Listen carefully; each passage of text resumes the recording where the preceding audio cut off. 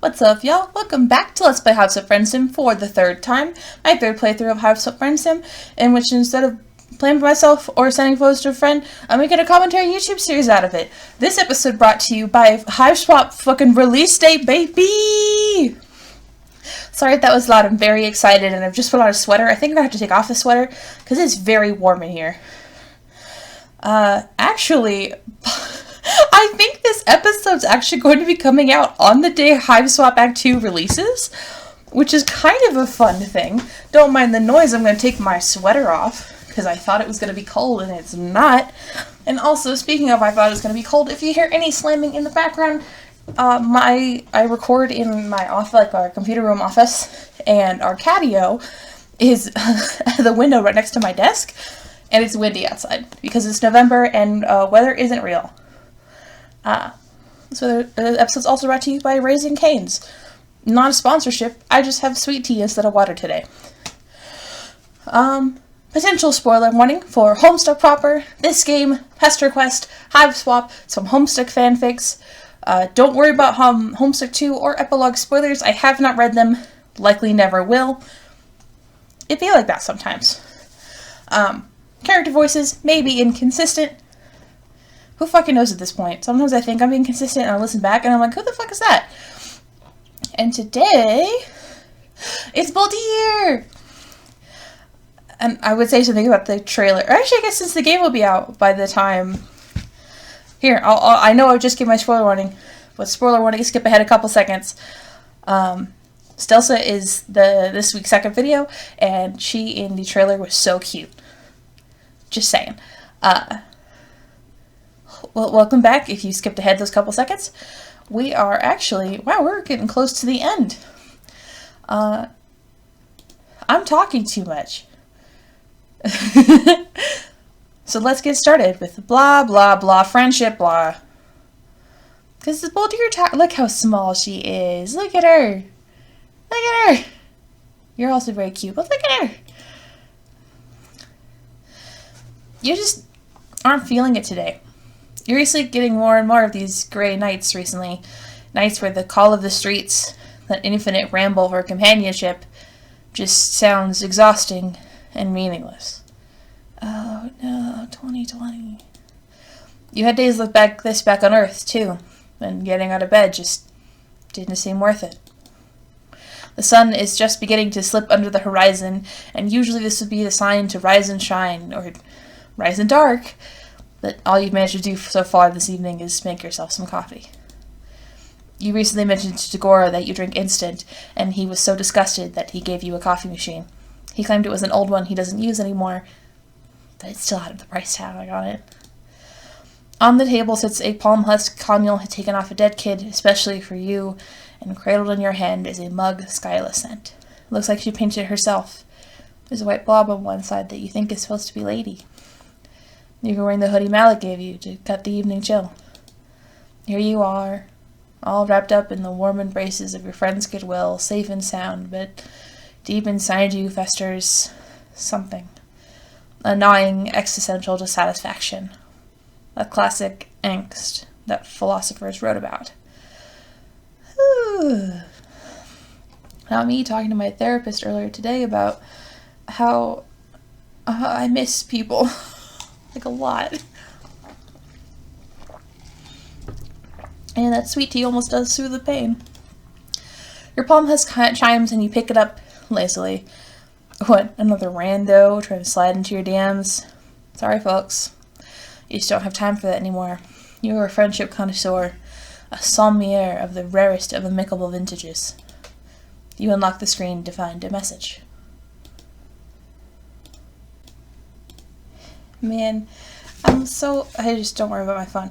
I'm so hyped for Act 2, but I just had no long argument on the internet, and I'm also feeling tired, to be honest. Oh, I don't have a voice. I always forget to come up with a voice for them before I actually turn on the recording. Psst, I'm not certain that this line is secure. Actually, I'm positive that it isn't, but I am risking contact because it is imperative that we speak. I'm sending you the rendezvous coordinates. If you wouldn't mind coming any time after the sun has set, I realize this is an unorthodox, but please believe me when I tell you that this is not a trick or a trap. I have important information regarding your place on Alternia. You attempt to reply to the message, but there isn't a cursor or anywhere to input text. In fact, there doesn't even appear to be a messenger app open on your phone. It's just a random text box floating in the void. That says "and messenger app." You barely have a chance to read it all the way through before it vanishes and Google Maps opens with an address already programmed in. It's close enough to walk to, which is great, because using your stolen scuttle buggy still makes you a little nervous. You swallow the rest of your coffee and grab your shoes. I thought we didn't have shoes. Also, look, it's Fossil! Hi, Fossil! GPS leads you to a shop you recognize. It's the cafe from your weird sort of date with Lanera. It's not too crowded at this time of day. The usual studying crowd doesn't appear to be here. A couple of trolls are sitting around sharing pots of tea. Fuck, I forgot about her voice. Be right back. I had to go rewatch the video. Oh, fucking idiot. I explicitly stated I wanted Essence of Dayglow, not whatever this garbage is. Oh! You know this person. It really has been a minute, hasn't it? It's been 2 months. 2 months since that video. It's been 2 months. This is the longest streak of consistently uploaded to YouTube I've ever had. Ardata stands in front of the counter, shouting at the cash register. Whatever automated system runs the shop has apparently gotten her order wrong. What are you looking at? This is absolutely none of your... Oh, it's you. Ardata swiftly covers up her surprise, examining a sharp, perfectly shaped nail. You look different. Better? Let's not exaggerate. I simply meant you look less like toxic waste and more like run-of-the-grain grinder garbage. You tell Ardata that it's good to see her too. Man, this really takes you back. You'd been so simple back then, so unevolved.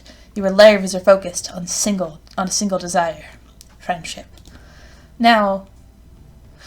well, you still like friends. You really do. You also have, like, a car and a sweatshirt with somebody's sign on it. You've moved up in the world. Fascinating. Oh, by the way, is she the one who summoned you here? Summoned? You? You must be joking.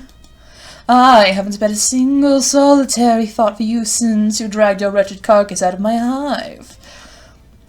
Absently, you push your hand into the pockets of your... There's an of missing in that sentence, and it threw me off so hardcore. You push your hand into the pockets of your hoodie. Something crinkles between your fingers, and you pull out a folded piece of notebook paper. Okay. This definitely hadn't been there when you left your hive. You pass... back. You definitely don't remember any of them getting close enough to slip something in your pocket. Huh. It only says 2 words. Outback. Oh man, did you go? I did it. My hands have been twitching more than usual, and like I probably should be worried about that, but I don't have time to be worried about that. So let's say backyards are as bad as basements. No way. I think. Let's have a fun time. And by fun time I mean I paused again. So let's say backyards are as bad as basements. No way. Okay, listen. You've done some pretty dumb stuff since you crash landed here. For instance, following the woman standing in front of you into her basement. But not this time. Nice try, Catfisher. Important correspondence? Nah, you crumple the page up in your hand. Nothing that can't wait.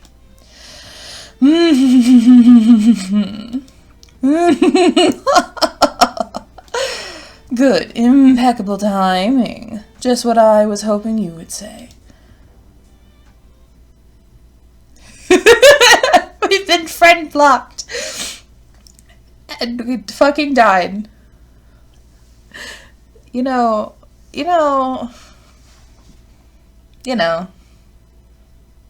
It'd be like that sometimes. Actually, wait, no, I want to go back to that end screen real quick. Because, actually, we are going to look more closely at just the whole situation. We've got Marshmallow Reader back a little bit more.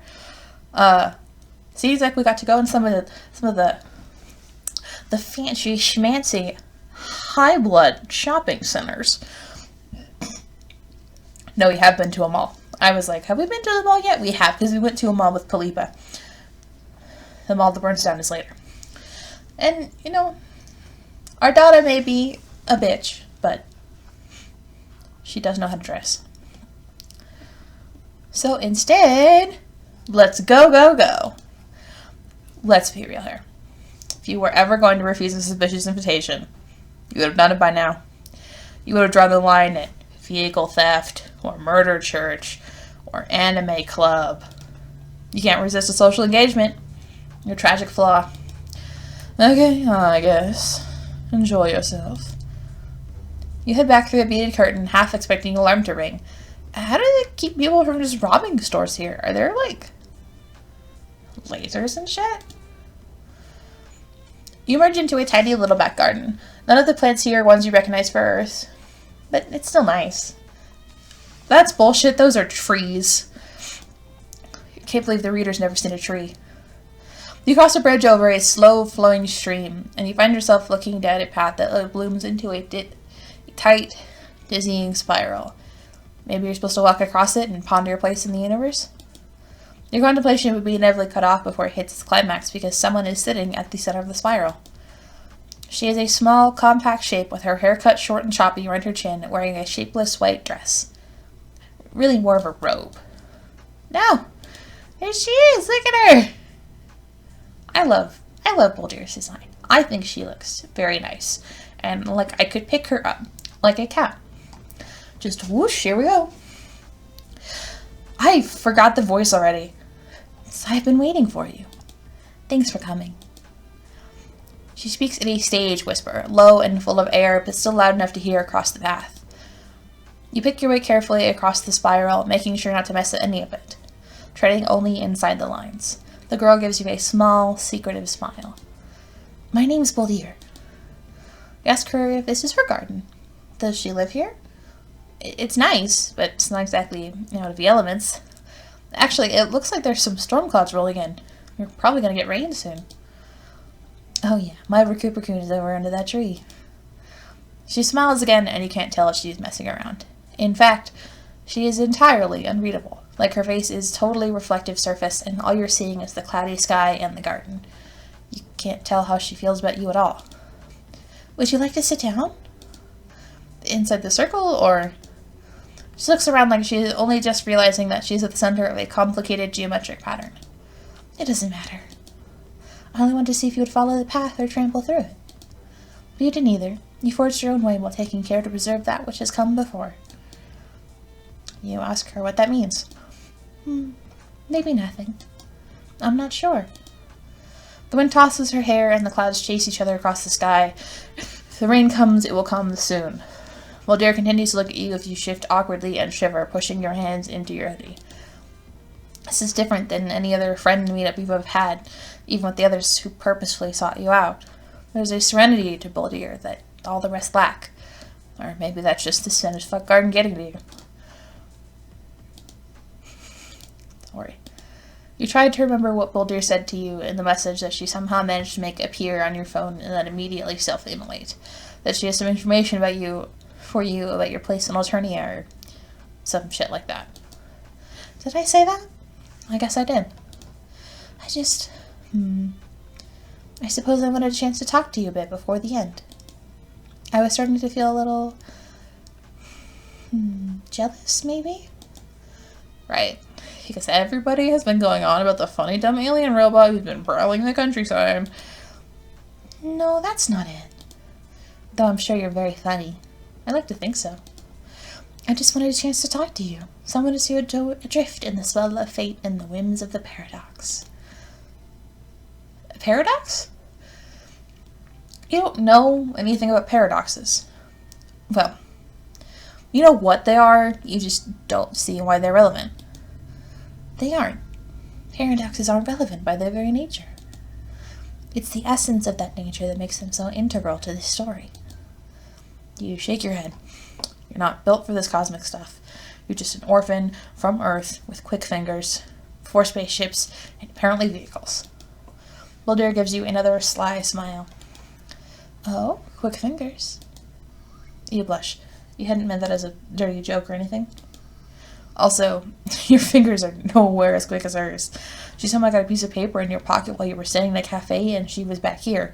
That's like reverse pickpocketing through astral projection. Higonum. Boldir laughs. She stands up and moves across the garden path, following the spiral so swiftly and efficiently that she might as well be floating. She drifts over to one of the trees, pulling a coat down from where it's slung over a branch. I'm having a lot of feelings at this exact moment, and not all of them make sense. I think I'm remembering Pesterquest, because yeah, she does show up in Pesterquest. And pretty sure I cried. Just a little bit. Because you know what? It do be like that.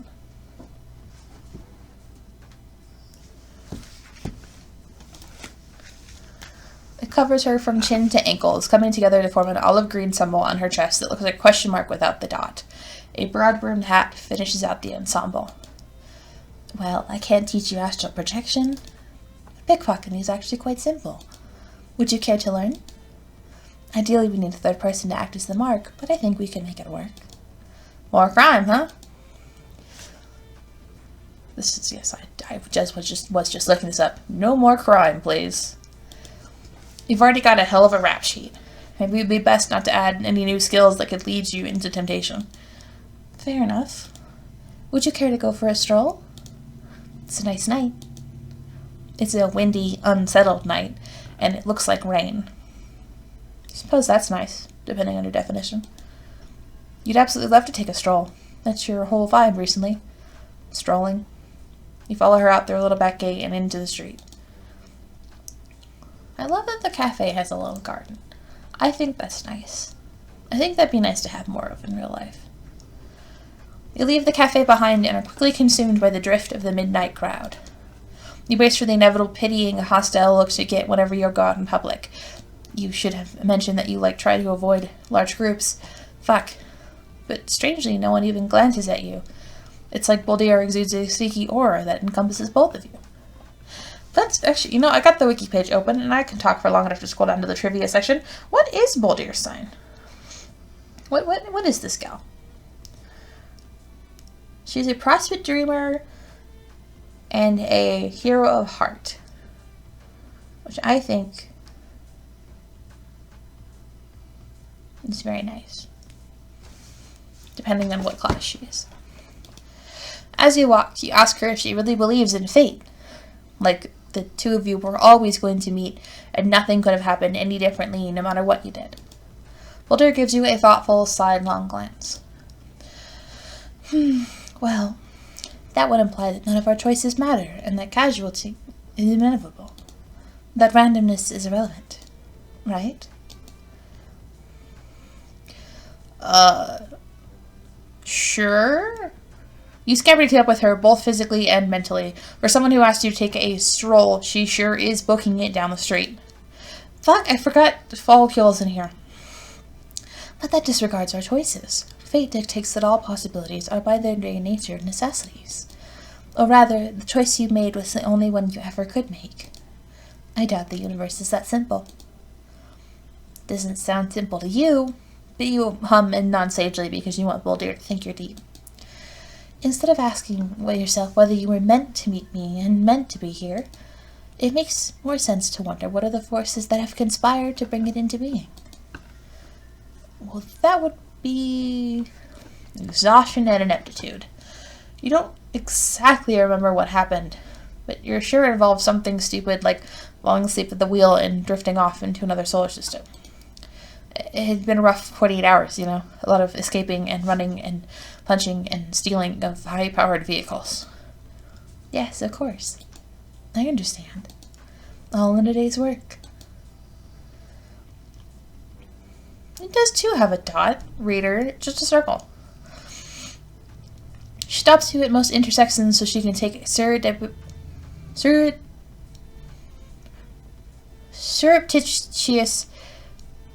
glances around the corner before gesturing you forward. Every so often, she will turn you around to double back. You aren't exactly sure why. Maybe she thinks you're being followed, but who would follow you from a cafe? All sorts. But don't worry. I know how to shake off a tail. Trolls with tails. Trolls with tails. You cross one of the main thoroughfares and a big black bird sweeps your heads. You yelp and duck. When you look around, you see that the bird has landed on Boldir's arm and she's stroking its back. Race for it to start talking or some shit like that, because that's what your life is like now. But it just sticks its leg out for Boldir to remove a scrap of paper. Waits patiently for her to read the message and then scribble something on the back before attaching it to the crow and throwing it back into the air. Man, that's some Harry Potter ass shit. Imagine me looking into the camera. One of my informants wants to rendezvous in meat space. Unusual, but it has been an unusual day. Unusual couple of months, honestly. 2020 mood. Yes, of course. You've had it much harder than I have. What was I thinking? Well, you weren't trying to get into a contest of whose life sucks more. But yeah, it's been rough. You appreciate that you can see that. Of all the puns to be forced to, Alternia is, well, not ideal. Not the worst, but you still have my sympathies. Is there anything at all that you like about it? What, about Alternia? Well, kind of digging this whole night is day thing. You're from a diurnal species, but you've always been a bit of a night owl. Also, not to brag, you've made some seriously cool friends. Yes, I've been following your exploits. Your friendship acquisition procedures are really quite impressive. Oh, now you're blushing. You ask Boldir how she knows that much about your exploits, because it's only pretty recently you've had any sort of real social media presence. I suppose you could have a Gorgle alert like Malik did, but... Quick, I'm around here. In the dump! Boldir leads you into a deserted lot between two buildings. There's nothing here except some broken bottles and a pile of old rubber tires.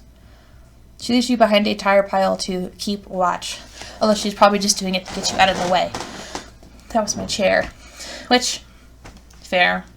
Then she heads out in the center of the lot, presumably to wait for her contact. You sit here twiddling your thumbs, trying to suppress the desire to pull out your phone. That doesn't seem very covert ops. You're just trying to get really antsy, shooting your leg and cracking your knuckles and digging a little hole in the dirt with a stick, when you hear something strange beneath the wind, a swish followed by a thunk. I forgot that she just fucking dies. Oh no. Boldir jerks and clutches her neck. You wreathe up from your rubber pile, sending tires flying. You look wildly up at the surrounding buildings, trying to find out where the projectile even came from. You don't see anyone. Not even a lone gunman. You run for your new friend, not spending a thought for your own safety. The clouds move overhead like someone has put them on fast forward, the wind rattling the trash out of on the pavement. By the time you reach Boldir, she has begun to switch in hard spasms. One look at the blotchy stain spreading across her neck, and there's no doubt. You both say it at the same time. Poison. You fall to your knees beside her. Oh, God, what are you supposed to do?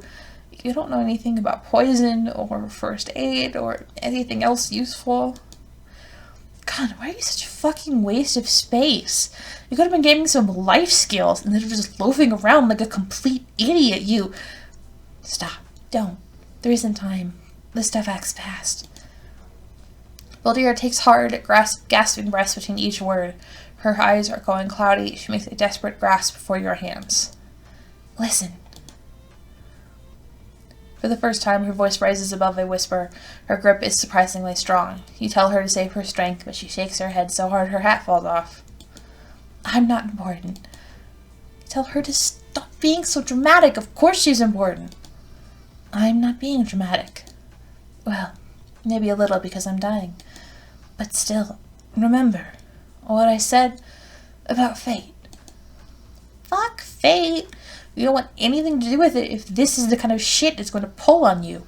So many friends, if your friends have died because of you, because of your incredible inability to... The world twists and stutters. Your guts are a record, and the record is skipping. For a moment, you're sure that whoever that poison-shooting bastard is has shot you too, but then your vision clears and you feel the rain on the back of your neck, the world rolling back to you in waves of color and sound. The dark light sky splits open on a fault line of lightning. Boldir's hand goes limp in your own. With shaking fingers, you reach out to touch her motionless cheek. Fuck. Not again. Why? An uncontrollable wave of despair washes over you as you look down at the corpse of this girl you barely know. Where are all of these feelings coming from? There's honestly too many of them. Why are they... Caused a fucking paradox. By being...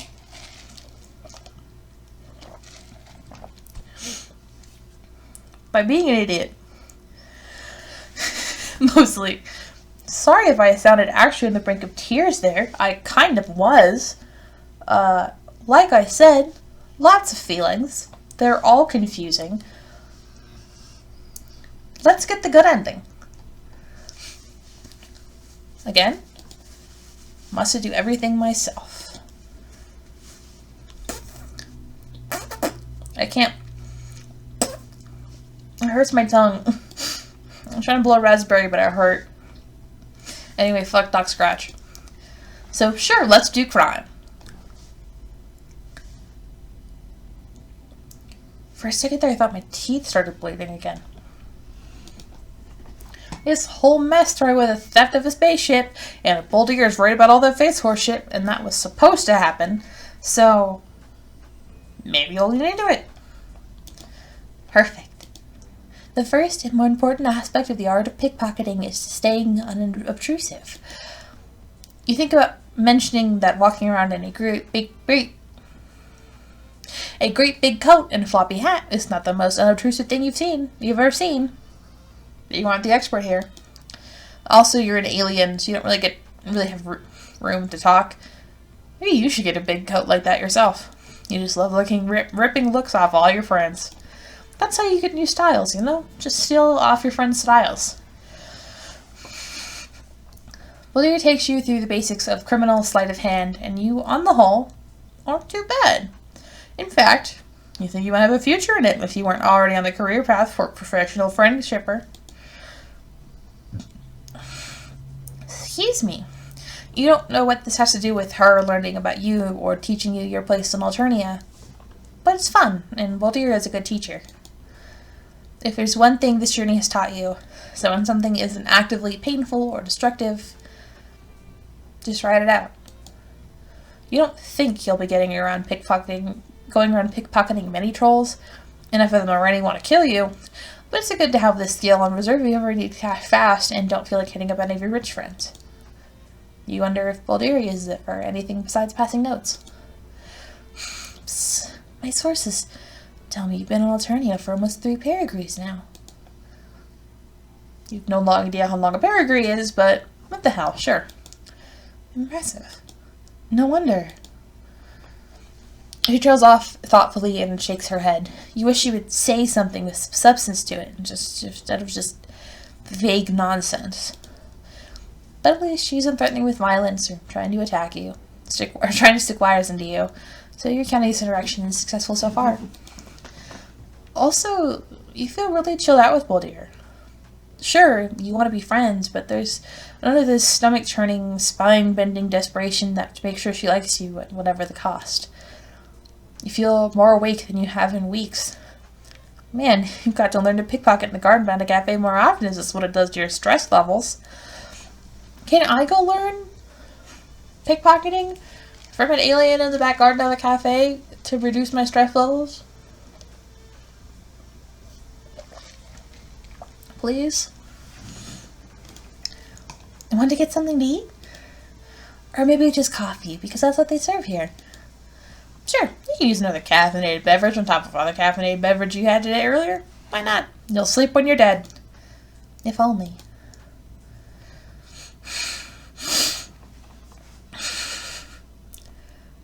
Sorry, my nose did something whack. You follow her out of the garden and back into the cafe. Who's this now? Yet another friend? Oh, Ardata! You're still here! Of course I am, fool. You were back there for about 10 minutes. 10 minutes? Wow, it felt like way longer than that. Guess you underestimated the power of a good training montage. We introduce Ardata to Boldir with the cheerful earnestness of someone who has forgotten the systematic classism of the planet on which they currently reside. Ardata stops you with an aristocratic sneer. Stop, before I have to stop you myself. I have absolutely no desire to mix with those so low on the social ladder. What in the world could she have to offer me? You shrug. You're not sure, maybe friendship? You know friendships between people of different castes are possible. You've seen them happen. Regardless, you feel bad for exposing your newest friend to the vaguely nonsensical abuses of your oldest. Look at her, look at her. You turn back to Boldir to apologize and find her gazing coolly at Ardata like she could do it all night. There's none of the fear or reverence or false obedience you see in other lowbloods display to blues. Instead, Boldir looks at Ardata like she's a bug. Worse, a pebble that she would just love to kick out of the way. Nice to meet you in person, Miss Carmilla. I hear your GrubTube channel has been losing subscribers recently. I wonder why that is. Blue hits Ardata's cheeks in an angry flush. I'm currently on hiatus. The old garbage was getting tired. I have so many imitators that my own content is starting to seem derivative. She gives one of her maniacal laughs. It's a little less robust than usual. Man, well, a ton of internet fame is really a stark and arid battleground. I'm reminded of... So I was at therapy earlier today. It was a therapy Tuesday. And my therapist mentioned that she's noticed that I laugh when I'm nervous. And it was really funny to hear someone picked up on that. In fact, I have a new feature in the works as we speak.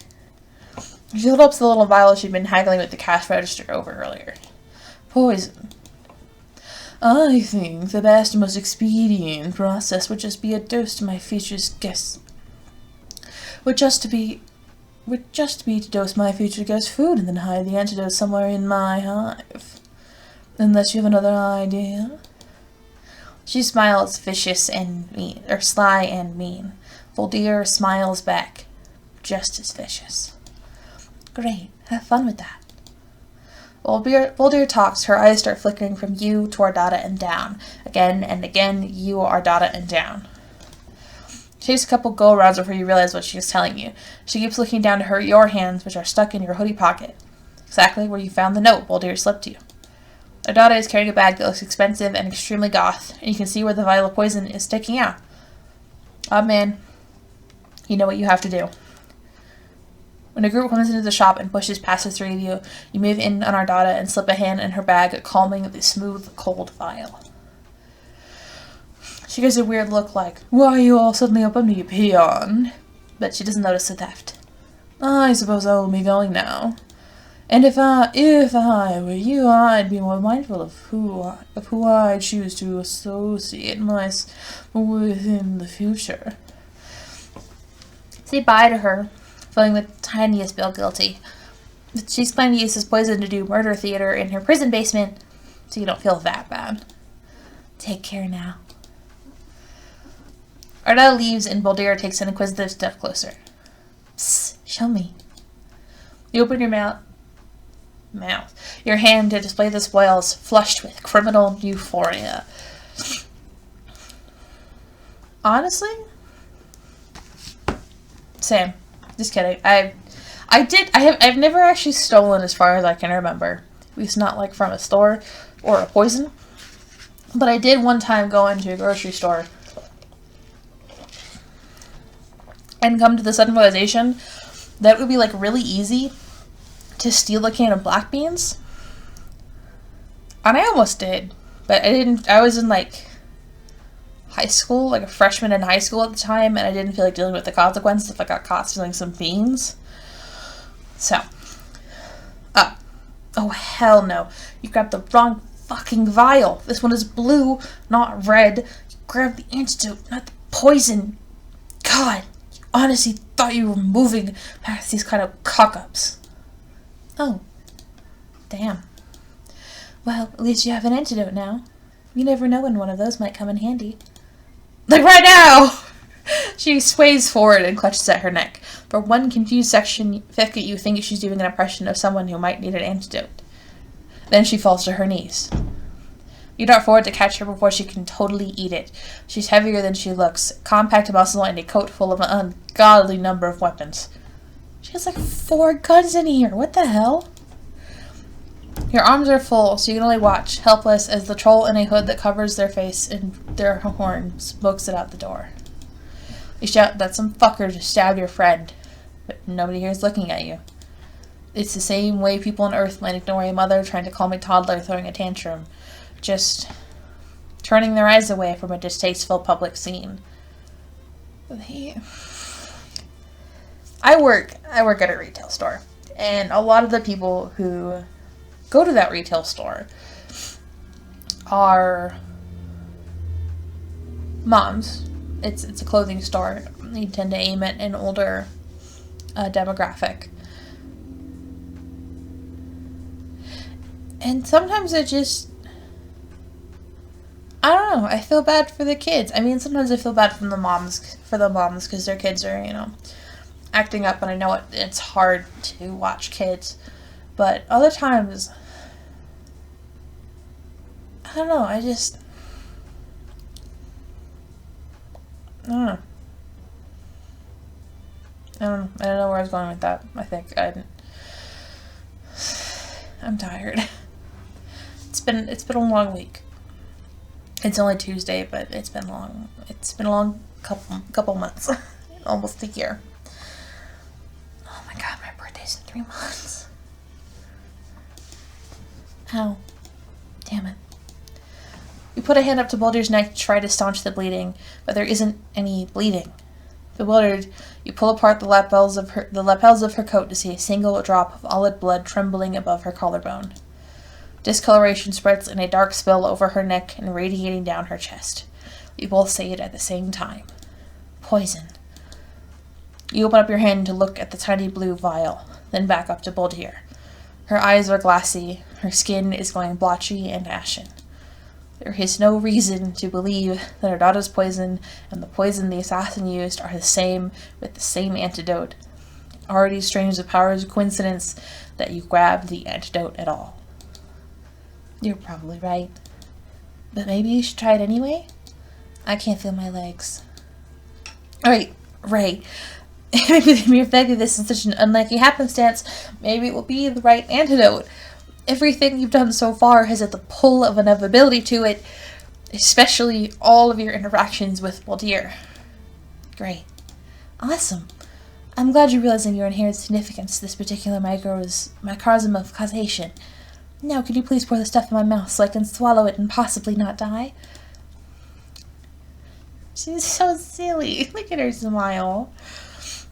You help Boldir tip her head back and put the vial to her lips. At the last minute, you wonder if it's supposed to be diluted. Boldir gulps the whole thing down and immediately begins to shake, like someone is wiggling her back and forth with a tool. I forgot about this part.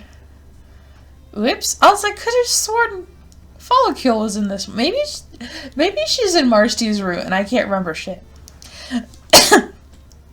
Smoke billows out of her nostrils and open mouth, and holy shit, what is going on? This doesn't seem like any type of antidote to you. But then the smoke clears, and Boldir opens up her big yellow eyes. How does she feel? Alive. Marginally. She lets you help her to her feet. You immediately pull her into a fierce yet gentle hug. It's wild to undergo someone else's near-death experience. You feel like you know her way better than one montage of scenes worth. Another new friend. Oh, not so tight. Ease up a little. All the tea sippers are staring at you now. Death apparently isn't interesting, but the possibility of some quadrination stuff they're suddenly all about. Sorry, assholes. Just you and your new friend sharing a touching post-near-fatal encounter. Nothing to see here. Didn't die! Woo! We didn't die this time! We didn't even die on the other one either.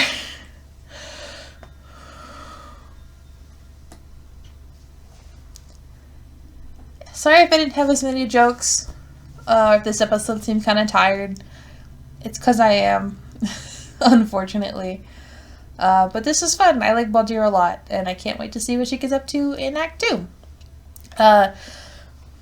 Excuse me, like I said, if I'm doing my calculations right, this episode should come out on the 25th, which is when Hiveswap Act 2 is supposed to come out as well, and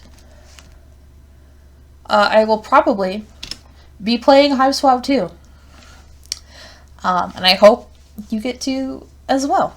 I will see you in the next video. Have a great day. I hope you get more sleep than I did last night. Bye.